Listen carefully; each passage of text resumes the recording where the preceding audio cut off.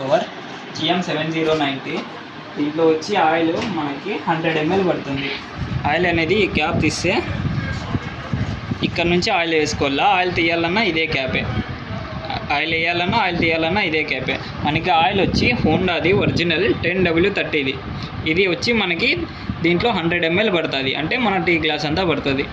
ఇది ఎవ్రీ 10 గంటలకి ఆయిల్ అనేది మార్చుకుంటూ ఉండాల.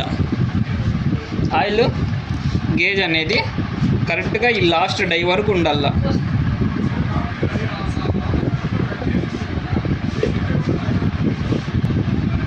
ఆయిల్ అనేది ఈ చివరి లాస్ట్ గేజ్ ఉంది కదా మనకి ఇక్కడ వరకు ఉండాల. 100 ml పడుతుంది. ఇది అనేది ఎవ్రీ 10 గంటలకు ఒకసారి ఆయిల్ తీసేసి ఇట్లా వంచితే అంతా వచ్చేస్తుంది. మళ్ళీ లెవెల్ పెట్టి ఈడ వరకు పోసుకోవాలి. ఇది ఆయిల్ది మెయింటెనెన్స్. దాని తర్వాత దీంట్లో ఉత్త పెట్రోల్ వేసుకోవాలి, ప్యూర్ పెట్రోల్, ఆయిల్ మిక్సింగ్ ఏం లేదు. దీంట్లో వచ్చి మనకి 900 ml పడుతుంది, అంటే లీటర్కి రొంత తక్కువ ప్యూర్ పెట్రోల్ వేయాలి. దీంట్లోకి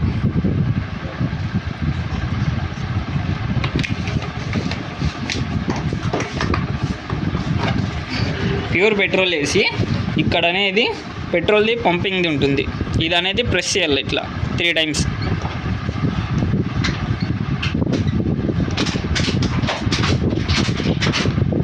పంపింగ్ చేస్తే పెట్రోల్ పైకి ఎక్కుతుంది. దాని తర్వాత మనం ఎప్పుడైతే పొద్దున పూటలో స్టార్ట్ చేస్తామో ఇది చౌకు, ఇది పైకి అన్ని తాళ్ళగల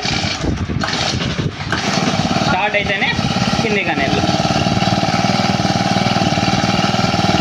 పొద్దున పూట స్టార్ట్ చేసేటప్పుడు ఒకటి పైకి అనల్ల, స్టార్ట్ అయితేనే కిందికి అనేళ్ళ. రన్నింగ్లో ఇది ఎప్పటికీ కిందికే ఉండాల, పైకి ఉండకూడదు. మనం ఎంత రైస్ చేస్తే అంత రైస్ పోతుంది.